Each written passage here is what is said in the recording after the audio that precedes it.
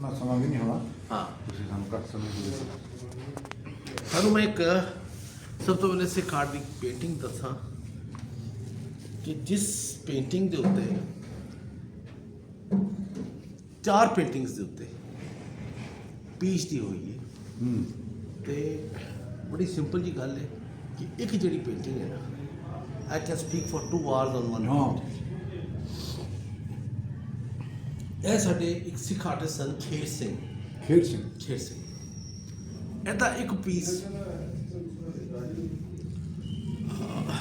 ਗੁਰਮੁਖ ਸਿੰਘ ਵਾਹੇ ਦਾ ਉਹਨੇ ਪੋਰਟਰੇਟ ਬਣਾਇਆ ਸੀ। ਉਹ ਮੈਂ ਜਦ 2007 ਵਿੱਚ ਗਿਆ ਨਾ 8 ਵਿੱਚ ਤੇ ਆਈ ਵੈਂਟ to C Darbar Sahib the museum. ਉਹ ਥੱਲੇ ਸ਼ੋਕੇਸ 'ਚ ਤਸਵੀਰ ਪਈ ਸੀ ਅੱਛਾ। ਮਿੱਟੀ ਨਾਲ ਲੱਗੀ।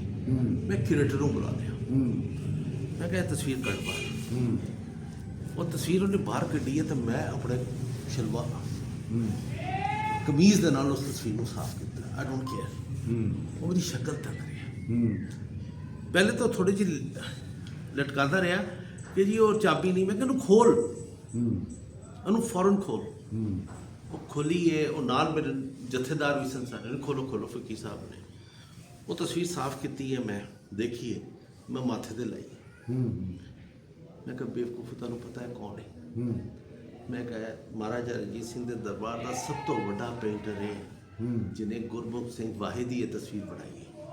गुरमुख सिंह वाहे हर पेंटिंग नज़र आता महाराज के नाल। अच्छा।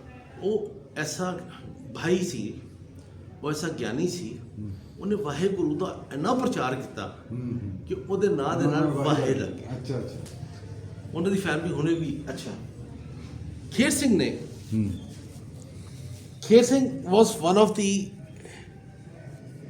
very fine artist of miniature artist, but he introduces new techniques in miniature.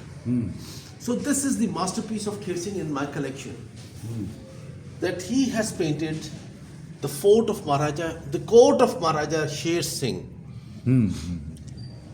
Before he paints this painting, he painted this one.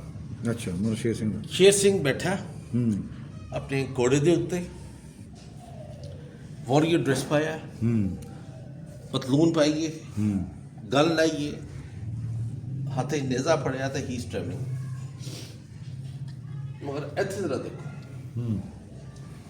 ਕਿਸੇ ਨੇ ਪੁੱਛਿਆ ਖੇਰ ਸਿੰਘ ਨੂੰ ਕਿ ਵੇਅਰ ਵਰ you in the court when you paint this painting ਕਿੱਥੇ ਸਾਂ ਤੂੰ court 'ਚ। ਉਹਨੇ ਕਿਹਾ ਜੀ ਮੈਂ ਦੱਸਦਾ ਮੈਂ ਕਿੱਥੇ ਸਾਂ। ਇਹ ਨੌਲੱਖਾ ਪਵੇਲੀਅਨ ਨੇ उसके बाहर आपने पीड़ा बिछाया सी पीप थ्रू विंडोज है स्टिल एग्जिस्ट करदियां ने। दूजी बिल्डिंग है इस दे ओपोजिट सानू दरिया रावी नज़र आता है कामरान समर पैलेस नज़र आता है तो इत्थे जहांगीर का मकबरा नज़र आता है। अच्छा। इस तरह नहीं नज़र आना। मैं कह रहा तुसी अच्छा अच्छा करी ਨਾ जाने। ਉਹ ਮਕਬਰਾ ਆਪਣਾ ਆ ਹੋ ਗਿਆ ਨਾ ਪਿੱਛੇ। ਇਹ ਦੇਖੋ ਨਾ ਹੋਲਡ ਇਟ ਵਿਦ ਯੂਰਸੈਲਫ।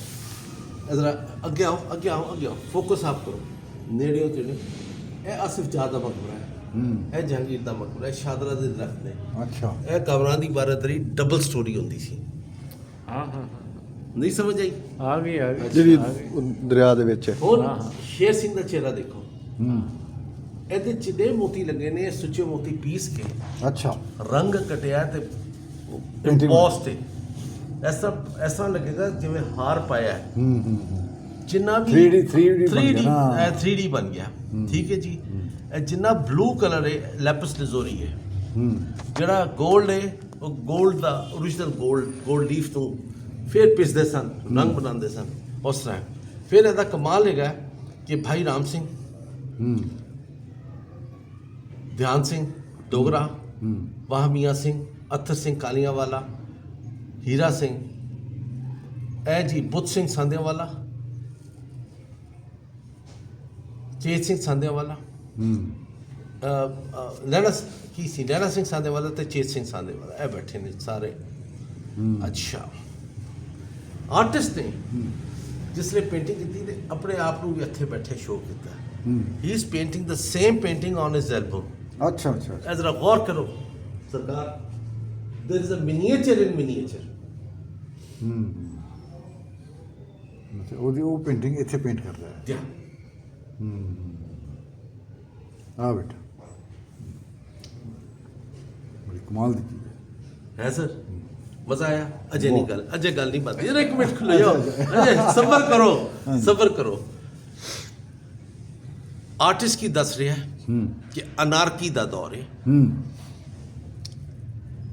ਇਹ ਬੱਦਲ ਮਹਿਸੂਸ ਹੁੰਦਾ ਮਗਰ ਇਹ ਸ਼ਹਿਰ ਲਾਹੌਰ ਨੂੰ ਅੱਗ ਲੱਗੀ ਹੈ ਤੇ ਕਾਲਾ ਧੂਆਂ is coming on the throne of Punjab ਇਹ ਇੱਥੇ ਵੇਖਣਾ ਇਹ ਫਰਿਸ਼ਤੇ ਨੇ ਵਿਚ has been sucked in the black smoke ਇਹ ਥੱਲੇ ਉਹ ਬੜੇ ਬਾਰੀਕ ਜੇ ਫੁੱਲ ਸੁੱਟਣ ਦੀ ਕੋਸ਼ਿਸ਼ ਕਰ ਰਿਹਾ ਹੈ ਸ਼ਾਵਰਿੰਗ ਬਲੇਸਿੰਗ ਉਹ ਬਲੇਸਿੰਗਸ ਥੱਲੇ ਨਹੀਂ ਪਹੁੰਚ ਰਹੀਆਂ ਇਹ ਇੱਕ ਤਬਾਹੀ ਦਾ ਨਜ਼ਾਰਾ ਆਓ ਜੀ ਬਿਸਮਿਲ੍ਲਾ ਤਬਾਹੀ ਦਾ ਨਜ਼ਾਰਾ ਦਿਖਾ ਰਹੇ ਨੇ ਠੀਕ ਹੋ ਗਿਆ ਇਹ ਜ਼ਰਾ ਗੌਰ ਕੀਤਾ ਇੱਕ ਇੱਥੇ ਇਹ ਸੱਕ ਇਨ ਹੋ ਚੁੱਕਿਆ ਇਹ ਥੋੜਾ ਜਿਹਾ ਰਹਿ ਗਿਆ ਇਹ ਫੁੱਲ ਸੁੱਟਣ ਦੀ ਕੋਸ਼ਿਸ਼ ਹੈ ਫੁੱਲ ਨਜ਼ਰ ਆ ਰਹੇ ਤੁਹਾਨੂੰ ਹਾਂਜੀ ਆ ਰਿਹਾ ਓਕੇ ਕਾਤਿਲ ਦੇ ਦਰਬਾਰ ਵਿੱਚ ਬੈਠੇ ਨੇ ਸ਼ੇਰ ਸਿੰਘ ਇਹਨੇ ਕਤਲ ਪਲਾਨ ਕੀਤਾ ਸੀ ਮੈਂ ਉਸ ਦਿਨ ਵੀ ਤੁਹਾਨੂੰ ਦੱਸਿਆ ਛਾਂਗਲਾ ਸੀ ਹਾਂ ਇਹਦੇ ਛੱਟੀ ਉਂਗਲੀ ਦੇਖੋ ਹਾਂ ਅੱਛਾ ਠੀਕ ਹੈ ਹਾਂ ਅਤਰ ਸਿੰਘ ਨੂੰ ਵੀ ਪਤਾ ਸੀ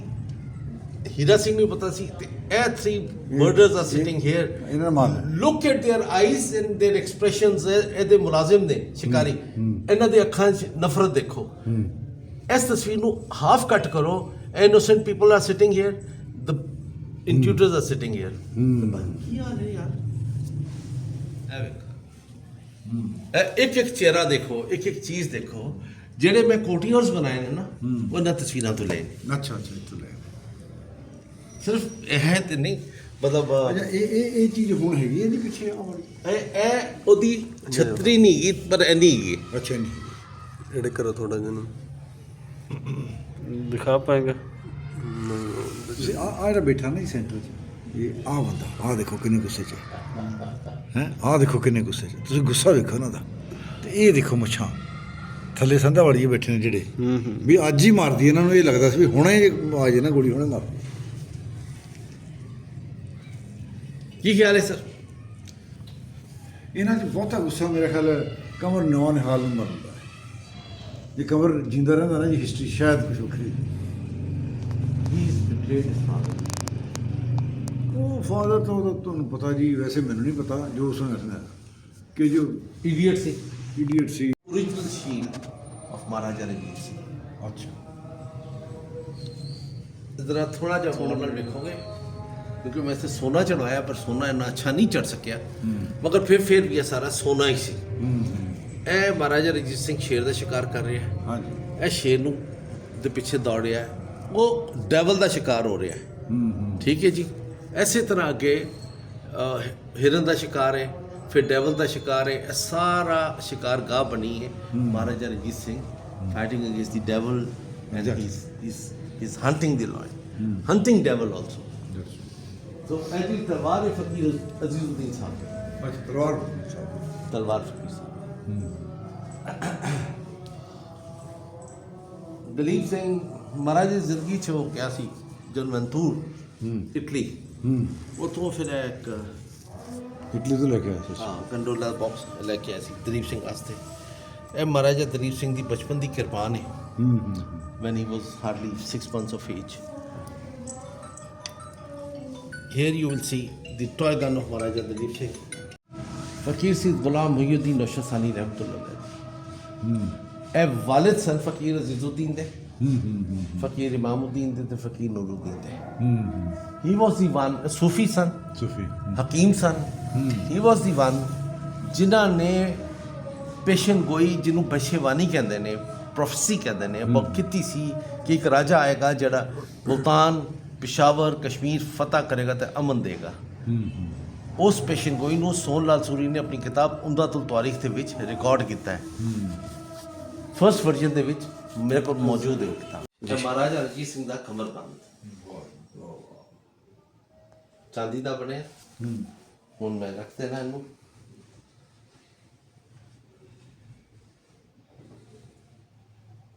ਇਹ ਤਲਵਾਰ ਦਾ ਗਾਤਰਾ ਆਪਦੀ ਖੜਕ ਦਾ ਜਾਂ ਤਲਵਾਰ ਦਾ ਗਾਤਰਾ ਇਹ ਕਿਰਪਾਨ ਦਾ ਹੋਣਾ ਜਿਹੜੀ ਪਾਉਂਦੇ ਸੀ ਨਾ ਹਾਂ ਤਲਵਾਰ ਅੱਛਾ ਵੱਡੀ ਤਲਵਾਰ ਓਕੇ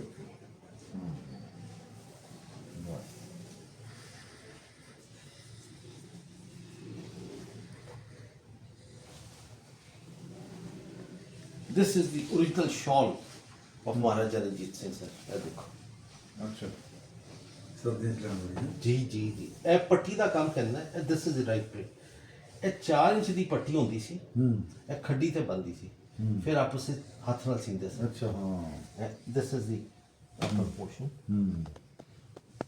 ਨਹੀਂ ਇਹ ਸਿੱਧਾ ਇਹ ਪੱਟੀ ਦਾ ਕੰਮ। Look at the colour combination, ਬਿਲਕੁਲ क्या खूबसूरत कलर कॉम्बिनेशन। महाराज एक शॉल खोलिए तो कवरेज एडी लम्बी जे, pure wool made in Lahore for Maharaja Ranjit Singh. ਉਹਨਾਂ ਦੀ ਜ਼ਾਤੀ ਇਸਤੇਮਾਲ ਵਿੱਚ ਰਹੀ। ਕੁਇਲਟ ਕਹਿੰਦੇ ਆ ਅਸੀਂ, ਕੁਇਲਟ ਤੇ ਉਰਦੂ ਚ ਇੰਗਲਿਸ਼ ਵਿੱਚ ਕਹਾਂਗੇ, ਇਹਨੂੰ ਅਸਲ ਵਿੱਚ ਗੋਦੜੀ ਕਹਿੰਦੇ ਸਨ। ਗੋਦੜੀ ਆਪਾਂ ਕਹਿੰਦੇ ਗੋਦੜੀ ਦੇ ਲਾਲ ਗੋਦੜੀ ਦਾ ਲਾ। ਅੱਛਾ, ਗੋਦੜੀ ਇਹ ਮਹਾਰਾਜ ਦੀ ਗੋਦੜੀ ਹੈ। ਅੱਛਾ ਅੱਛਾ ਇਹ ਬੁਨਤ ਦੇ ਵਿੱਚ ਇਹਦੇ ਵਿੱਚ ਰੂਈ ਰੱਖੀ ਗਈ ਹੈ। ਅੰਦਰ ਵਿੱਚ ਰੂਈ ਰੱਖ ਕੇ ਆਸੇ ਪਾਸੇ ਕਪੜਾ ਜਿਸ ਵੇਲੇ ਖੱਡੀ ਤੇ ਕਪੜਾ ਬਣ ਰਿਹਾ ਨਾ, ਜਿਸ ਵੇਲੇ ਥੱਲੇ ਗਈ ਹੈ ਰੂਈ ਰੱਖੀ ਹੈ, ਉੱਤੇ ਚੜ ਗਈ ਹੈ, ਅੱਛਾ ਫਿਰ ਰੂਈ ਰੱਖੀ ਹੈ, ਫਿਰ ਥੱਲੇ ਆ ਗਈ। ਤੇ ਇਹ ਬੁਨਤ ਦੇ ਵਿੱਚ ਇਹ ਬੜਾ ਮੁਸ਼ਕਿਲ ਕੰਮ ਹੈ। ਇਹ ਆਪਸ ਵਿੱਚ ਸਟਿਚ ਨਹੀਂ ਹੈ। ਲਾਹੌਰ ਵਿੱਚ ਬਣਦੀ ਸੀ ਗੋਦੜੀ, ਇਹ ਮਹਾਰਾਜ ਦੀ ਗੋਦੜੀ ਹੈ ਜੀ। ਇਹ ਪਿੱਛੇ ਉਹਨਾਂ ਦੀ ਚੌਰ ਪਈ ਹੈ। ਇਹ ਦਿਸ ਇਜ਼ ਦੈਟ ਚੌਰ ਜਿਹੜੀ ਜਨਾਬ ਲਾਸਟ ਚੌਰ ਸੀ, ਅੱਛਾ ਜਿਸ ਨੇ ਫਰਸ਼ ਤੇ ਲਿਟਾਏ ਗਏ ਨਾ ਜਾਨਕਨੀ ਦੇ ਵਕਤ, when he was taking his last breath, ਇਹ ਚੌਰ ਇਸਤੇਮਾਲ ਹੋਈ ਸੀ, ਇਹ ਗੋਦੜੀ ਇਸਤੇਮਾਲ ਹੋਈ ਹੈ।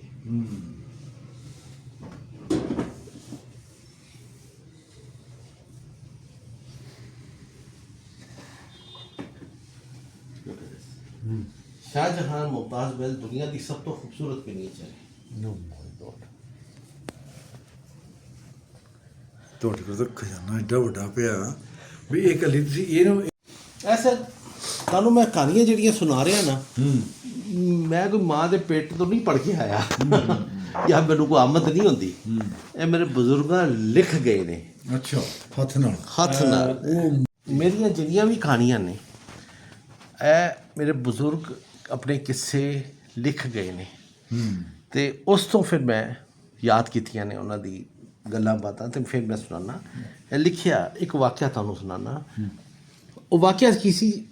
ਦਿਸ is about the early days of Maharaja Ranjit Singh, ਜਿਸ ਨੇ ਲਾਹੌਰ ਉਹਨਾਂ ਨੇ ਫਤਹ ਹੋਇਆ, ਲਾਹੌਰ ਦੇ ਬਾਦਸ਼ਾਹ ਬਣੇ। 1801 1802 ਦੇ ਵਿੱਚ ਨਹੀਂ 1799 ਦੀ ਗੱਲ, 99 ਦੀ ਇੱਕ ਵਾਕਿਆ ਕਿ ਮਹਾਰਾਜ ਦੇ ਖਿਲਾਫ तमाम ਮਿਸਲਾਂ ਇਕੱਠੀਆਂ ਹੋ ਗਈਆਂ ਬਸੀਨ ਦੇ ਮਕਾਮ ਤੇ ਲਾਹੌਰ ਦੇ ਕੋਲ। ਤੇ ਮਹਾਰਾਜ ਨੇ ਆਪਣੀ ਫੌਜ ਨੂੰ ਜਿਹੜਾ ਵਾਅਦਾ ਕੀਤਾ ਸੀ ਆਵਾਮ ਨਾਲ ਕਿ ਅਸੀਂ ਤੁਹਾਨੂੰ ਲੁੱਟਾਂਗੇ ਨਹੀਂ, ਫੌਜ ਨੂੰ ਲੁੱਟਣ ਤੋਂ ਰੋਕ ਦਿੱਤਾ।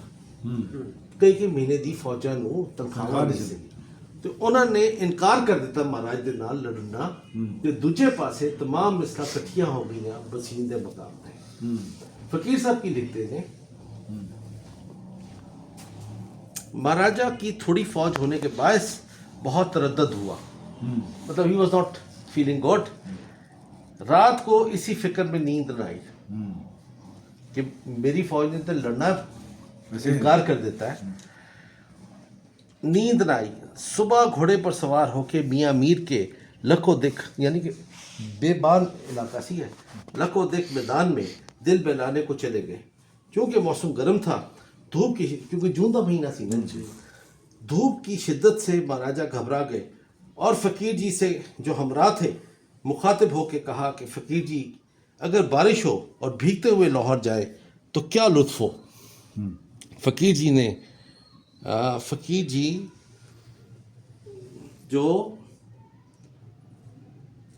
जी ने खुद कहा कि खुदावंद करीम को क्या तलावत है, अल्लाह मंजूर कर सकता है बारिश। इसी गुफ्तगू में एक छोटा सा बादल नमूदार हुआ। रफ्ता रफ्ता बहुत से बादल जमा हो गए और बारिश शुरू हो गई। बारिश से भीग जाने पर महाराजा ने कहा कि लाहौर तो दूर है, कहाँ जाके पनाह लेते हैं, कहाँ जाकर ठहरें। फ़कीर जी ने अर्ज़ की कि शालामार बाग नज़दीक है, वहाँ चले जाते हैं। घोड़े दौड़ाते हुए शालामार बाग पहुँचे। शालामार बाग उस वक्त अबतर हालत में था, बुरी हालत थी, अबतर हालत में था। आप पढ़ लो जी, ठीक है। तीनों सिख सरदार जो लाहौर पर काबिज थे, सोबा सिंह, गुजर सिंह, तेलैना सिंह, उन्होंने शालामार बाग के फवारे तक बेच खाए थे। देखो ए लिखिया जी, महाराजा साहब जो फ़कीर साहब के घोड़े छोड़कर महल मियाना के ऊपर आबशार के ऊपर गए, आबशार के ऊपर खड़े हुए, और उस वक्त महाराजा जी ने फ़कीर जी से कहा कि जिस तरह खुदावंद करीम ने बारिश की अर्ज़ कबूल की है, इसी तरह मुझको पंजाब की रियासत दी बख्शे। फ़कीर जी ने कहा कि खुदावंद करीम के आगे क्या मुश्किल है, बारिश में दुआ मुस्तजाब होती है। जैसे बारिश होगी तो दुआ करो, अल्लाह ताला उससे करम करे। महाराजा ने फ़कीर जी दोनों सरदजू हो गए और सरबसजूद होकर बारगाह इलाही में दुआ की। इतने में घोड़ा हनका और फ़कीर जी ने कहा कि निशान नेक मालूम होता है। जब सजदे से सर उठाया तो कहीं से आवाज़ बंदूक की आई, तो फ़कीर जी ने कहा कि ये दोनों निशानियां मुबारक हैं और दोनों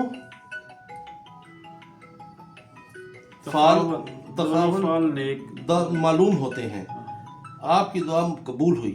महाराजा ने खुशी में आके फ़कीर जी के हाथ पे हाथ रखा और कहा कि मेरा आपसे कॉल है, पंजाब में जो जो फतूहात मुझे नसीब होंगी, इसमें से एक हिस्सा आपको दूंगा। ये कहाँ में लिखी हुई है, कोई डेट है?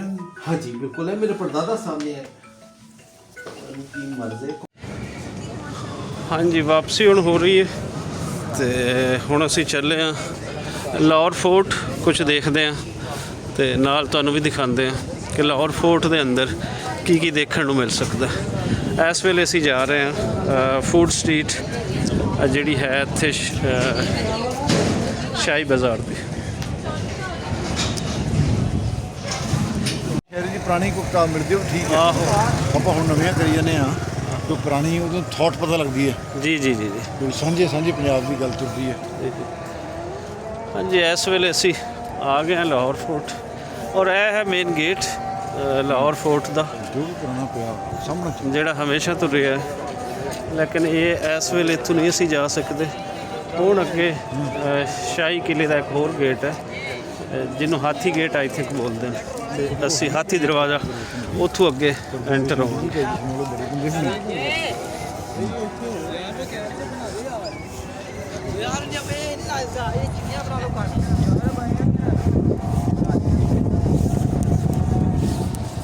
जी इस वेले असी आ गए अंदर और इनू हाथी गेट बोलते हैं। इतों हाथी चढ़ाते सी ते असी अपना आप चढ़ा रहे हैं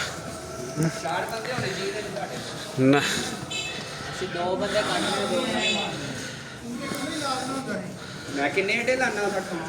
थे अड्डे उड्डे भी लग चुके हैं जी।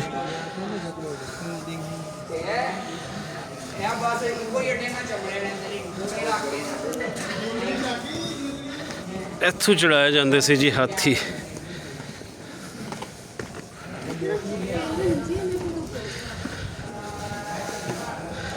हाथी भी पंजाबियों को बड़े पुराने हैं। पोरस दे वेले भी हाथी इत्थों दे मशहूर सन। जदों सिकंदर इत्थे आंदा है तो हाथियों नाल जंग लड़ी गई सी ना, महाराजा पोरस ने जिहड़ी लड़ी सी।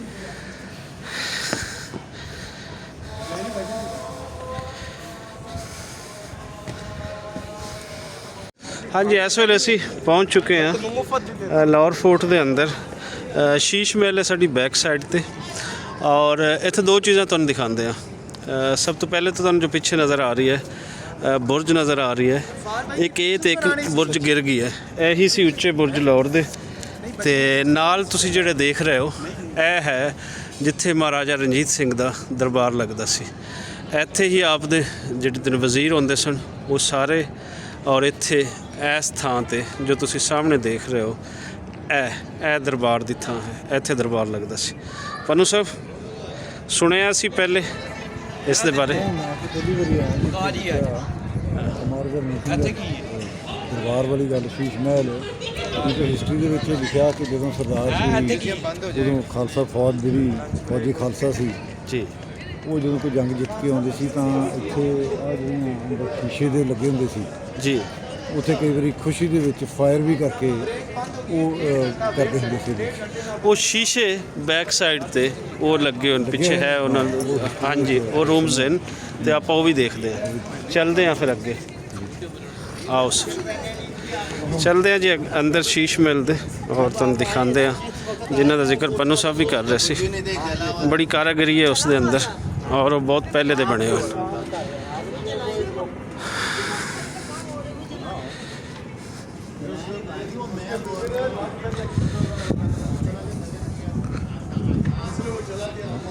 ਇਹ ਪਿੱਛੇ ਜੀ ਉਹ ਸਾਰਾ ਸਿਤਾਰੇ ਤੇ ਤਾਰਿਆਂ ਨੇ ਜਿਹੜੇ ਮੋਤੀ ਲੱਗੇ ਹੋਏ ਨੇ ਤੇ ਸਾਰਾ ਕੁਝ।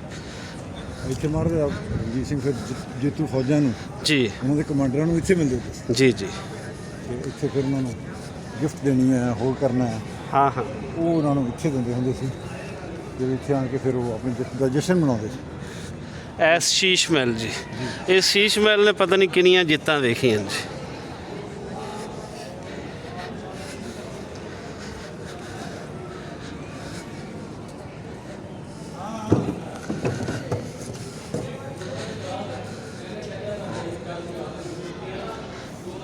ਇਹ ਉਹ ਸਾਰਾ ਜੋ ਤੁਸੀਂ ਜ਼ਿਕਰ ਕਰ ਰਹੇ ਹੋ ਜੀ, ਜਗਮਗ ਜਗਮਗ ਜਿਵੇਂ ਤਾਰੇ ਨਹੀਂ ਰਾਤ ਨੂੰ ਹੁੰਦੇ, ਤੇ ਇਹੀ ਇੰਜ ਦਾ ਹੀ ਸਿਸਟਮ ਹੈ ਸਾਰਾ।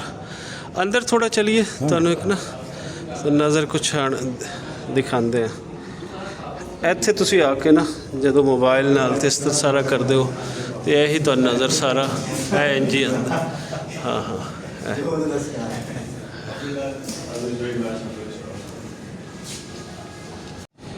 ਇਹੀ ਫਿਰ ਸ਼ੀਸ਼ ਮਹਿਲ ਦੇ ਪਿੱਛੇ ਇੰਜ ਹੀ ਨਾਲ ਰਾਵੀ ਜਿਹੜਾ ਵਗਦਾ ਸੀ।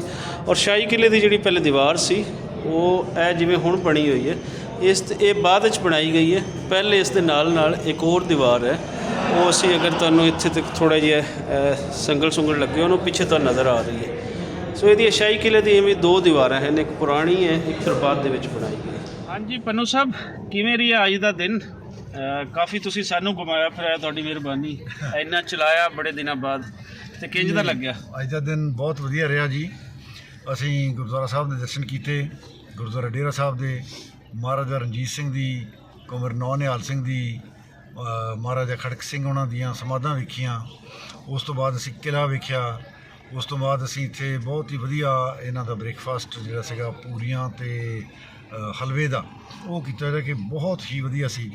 ਉਸ ਤੋਂ ਬਾਅਦ ਸਭ ਤੋਂ ਵੱਡੀ ਸਾਡੀ ਇਹ ਰਹੀ ਕਿ ਅਸੀਂ ਫਕੀਰਖਾਨੇ 'ਚ ਗਏ ਤੇ ਫਕੀਰ ਸਾਹਿਬ ਨੇ ਜੋ ਮਹਾਰਾਜਾ ਰਣਜੀਤ ਸਿੰਘ ਦੇ ਪਰਿਵਾਰ ਦੇ ਵਿੱਚ, ਮਹਾਰਾਜਾ ਰਣਜੀਤ ਸਿੰਘ ਦੇ ਰਾਜ ਦੇ ਸਮੇਂ ਫਕੀਰ ਅਜੀਜ਼ੁਦੀਨ ਤੇ ਫਕੀਰ ਨੂਰੁਦੀਨ ਜਿਹੜੇ ਉਹਨਾਂ ਦੇ ਮਿਨਿਸਟਰ ਹੁੰਦੇ ਸੀ, ਜਿਹੜਾ ਕਿ ਮਹਾਰਾਜਾ ਸਾਹਿਬ ਦੇ ਬਹੁਤ ਹੀ ਜ਼ਿਆਦਾ ਲੋਇਲ ਸਿਰੇ ਤੱਕ ਰਹੇ ਹੈ, ਉਹਨਾਂ ਦਾ ਘਰ ਵੇਖਿਆ। ਤੇ ਉਸ ਘਰ ਦੇ ਵਿੱਚ ਜੋ ਹੁਣ ਫਕੀਰ ਸਾਹਿਬ ਦੀ 7ਵੀਂ ਜਨਰੇਸ਼ਨ ਦੇ ਵਿੱਚ ਹੈਗੇ ਨੇ, ਤੇ ਉਹਨਾਂ ਨੇ ਕਿਸ ਤਰੀਕੇ ਨਾਲ ਉਹ ਸਾਰੇ ਕੁਛ ਨੂੰ ਮੇਨਟੇਨ ਕਰਕੇ ਰੱਖਿਆ, ਤੇ ਕਿੰਨੀ ਉਹਨਾਂ ਕੋਲ ਕਲੈਕਸ਼ਨ ਪਈ ਹੈ ਮਹਾਰਾਜਾ ਰਣਜੀਤ ਸਿੰਘ ਦੀਆਂ।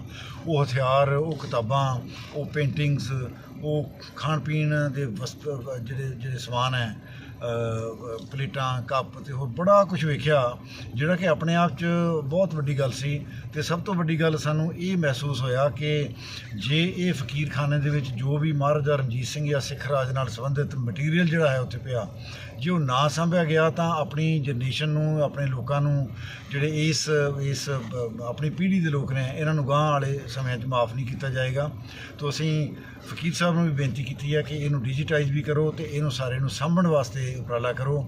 ਤੇ ਸਾਡੇ ਪੰਜਾਬੀ ਜੀ ਇਹਨਾਂ ਨੇ ਸਾਨੂੰ ਉੱਥੇ ਉਹਨਾਂ ਨੂੰ ਫਕੀਰ ਸਾਹਿਬ ਨੂੰ ਕਿਹਾ ਹੈਗਾ ਕਿ ਅਸੀਂ ਸਾਰੇ ਇਕੱਠੇ ਹੋ ਕੇ ਇਹਨੂੰ ਸਾਂਭਣ ਦੇ ਵਿੱਚ ਤੁਹਾਡੀ ਮਦਦ ਕਰਾਂਗੇ।